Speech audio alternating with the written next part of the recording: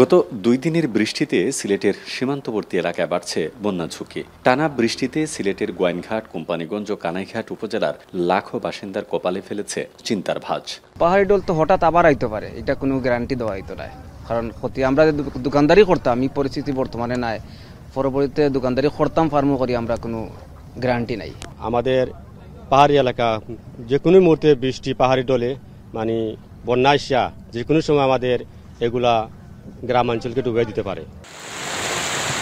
মৌলভীবাজার ও হবিগঞ্জ জেলারও একই অবস্থা। খোয়াই, মনু ও কুশিয়ারা নদীর পানি বেশ কয়েকটি পয়েন্টে বিপদসীমার উপর থাকায় বন্যার শঙ্কায় রয়েছেন অনেকেই। পাশাপাশি অতিবৃষ্টির কারণে জলাবদ্ধতায় ভোগান্তি বাড়ছে জেলা শহরের বাসিন্দাদেরও।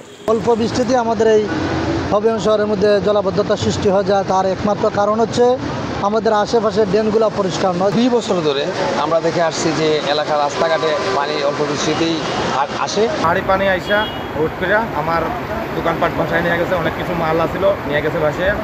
পরিমাণে বৃষ্টি হচ্ছে, এই কারণে টিলা ভেঙে পড়ছে। এই গাছটা নিয়ে আতঙ্কে আছি, গাছটা তো কিছু পড়ে যেতে পারে। যে অবস্থা বৃষ্টি হতে থাকলে তো আমাদের টিকাই দেয়, কোথায় থাকবো, কিভাবে কি করব, তার কোনো ঠিকানা নাই। পানি উন্নয়ন বোর্ড বলছে, সুরমা, খোয়াই, মনু ও কুশিয়ারা নদীর পানি অধিকাংশ পয়েন্টে বিপদসীমার উপর দিয়ে প্রবাহিত হলেও বৃষ্টি ও উজানের ঢল কমে গেলে থাকবে না বন্যা পরিস্থিতি। সিলেট জেলার স্থানীয় বৃষ্টির কারণে পানি বিভিন্ন জায়গায় জলাবদ্ধতা সৃষ্টি হয়েছে। তো আগামী 2 দিন হয়তো পানির পরিমাণ আরও কিছুটা বৃদ্ধি পেতে পারে। যদি মেঘালয় বৃষ্টিপাত কমে যায় তাহলে এই পানিটা আশা করি যে আর বাড়বে না, স্থিতিশীল অবস্থায় থাকবে। এবং যদি বৃষ্টিপাত বৃদ্ধি পায় সেক্ষেত্রে হয়তো পানির লেভেলটা আরও বৃদ্ধি পেতে পারে।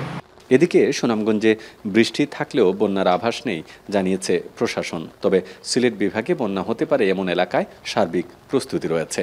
আমরা সব ধরনের প্রস্তুতি নিয়ে রেখেছি, যদি কোনো সমস্যা হয় তাহলে আমাদের 58টি আশ্রয়কেন্দ্র সহ স্বেচ্ছাসেবক টিম, নৌকা এবং আরও উদ্ধারকর্মী যারা আছে আমরা প্রস্তুত রেখেছি।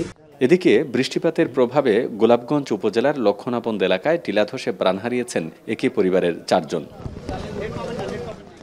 সবশেষ 2022 সালে সবচেয়ে ভয়াবহ বন্যার কবলে পড়েন সিলেটবাসী। গুলজার আহমেদ, এখন সিলেট। একনল অ্যাডভান্সড হাইজিন সোপ, এবার জীবাণু ধুলাবালি ঘাম ক্লিন বোল্ড।